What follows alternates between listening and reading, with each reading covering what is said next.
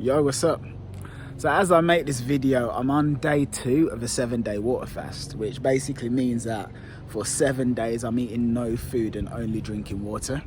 Before I get into how I'm feeling, I'll explain why I'm doing it.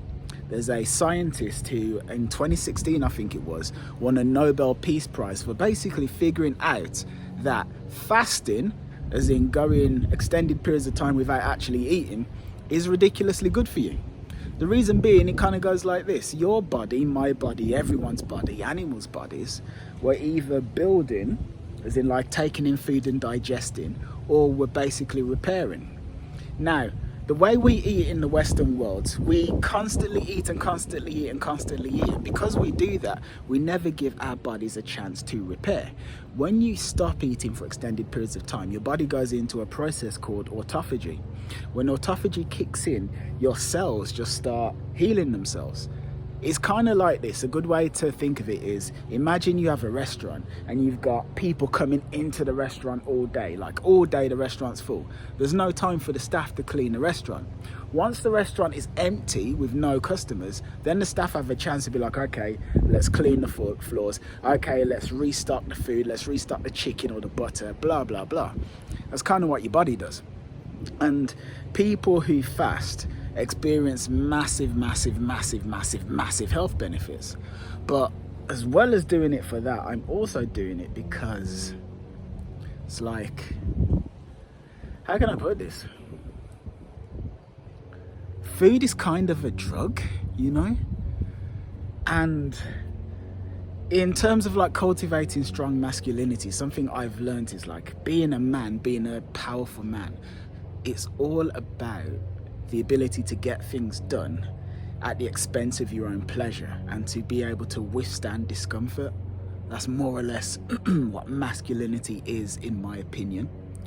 And I'm training myself to be able to forego the need for all of the pleasurable, stimulating, wonderful, amazing,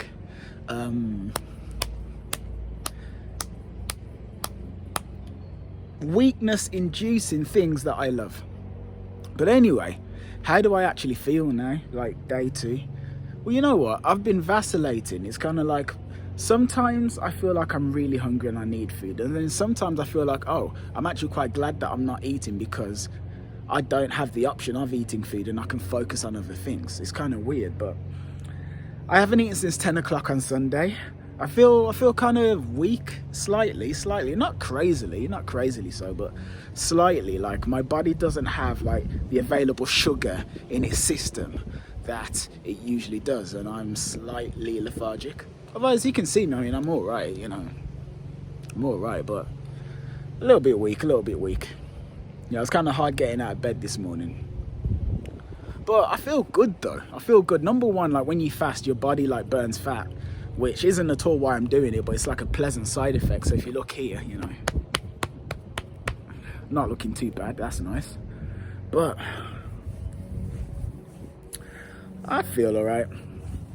I do feel all right, and I feel accomplished as well.